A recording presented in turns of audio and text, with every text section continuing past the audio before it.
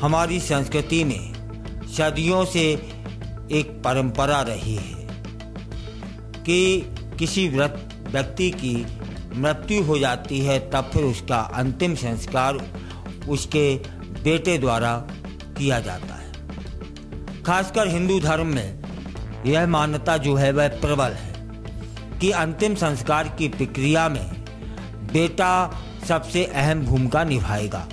लेकिन ऐसा क्यों है? क्या इसके पीछे कोई धार्मिक या सामाजिक कारण हैं? फिर ये सवाल हम सभी के सामने अक्सर आते रहते हैं। इसको समझने का प्रयास करते हैं।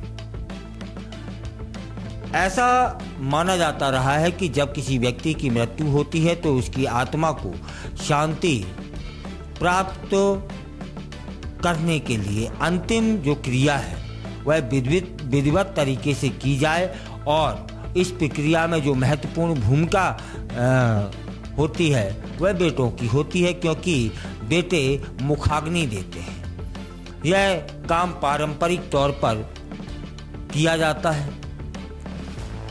तब फिर समझ लेते हैं कि पुत्र किसे कहते हैं। धार्मिक मान्यताएं हैं कि पुत्र का अर्थ है जो मृत्यु के बाद भी अपने माता पिता को राह दिखाए, उसे पुत्र कहा जाता है। एक मान्यता के अनुसार कि पुत्र 2 अक्षरों से मिलकर बनता है, पू धन त्रय।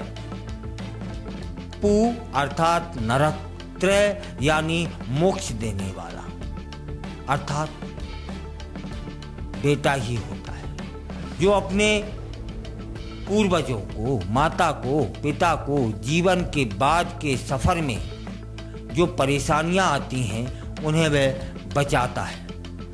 इसी सोच के आधार पर बेटे को अंतिम क्रिया की जिम्मेदारी समाज सौंपता है। तब फिर प्रश्न यह है कि बेटियों को क्यों यह अधिकार नहीं था?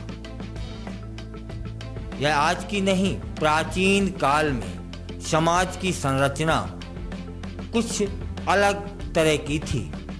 उस समय में बेटियों को ज़्यादा अधिकार प्राप्त नहीं थे। उन्हें घर से बाहर निकलने, सामाजिक कार्यों में हिस्सा लेने और निर्णय लेने की बहुत आज़ादी नहीं हुआ करती थी। इसलिए यह भी माना जाता था कि बेटियों के लिए अंतिम संस्कार जैसे कार्य करना उचित नहीं है। यह सोच धीरे धीरे परंपरा बन गई और अंतिम संस्कार बेटे करने लगे। बेटा ही घर का वारिस क्यों होता है? यह भी कुछ सवाल हैं जो अनसुलझे हैं कि बेटा ही घर का वारिस, वह वंश को आगे बढ़ाता है, इसलिए मृत्यु के बाद की जिम्मेदारी भी उसी को सौंप दी जाती थी। लेकिन समय के साथ साथ माहौल बदला, हालात बदलते गए। अब बेटियां भी इस जिम्मेदारी को निभाने लगी हैं, परिवार का साथ देने लगी हैं। कई बार बेटियां अपने माता पिता की देखभाल करती हुई तो देखी गईं, लेकिन कई बार अंतिम क्रिया करते हुए भी देखा गया है। मृत्यु के बाद अंतिम संस्कार की प्रक्रिया भी अब बेटियां संपन्न करने लगी हैं। आज के इस समय में कानून और समाज दोनों इस बात की अनुमति दे रहे हैं कि बेटी भी अंतिम संस्कार कर सकती है। कई शहरों में माता पिता की चिता को मुखाग्नि दी गई है। समाज ने भी इसे सम्मान की दृष्टि से देखा।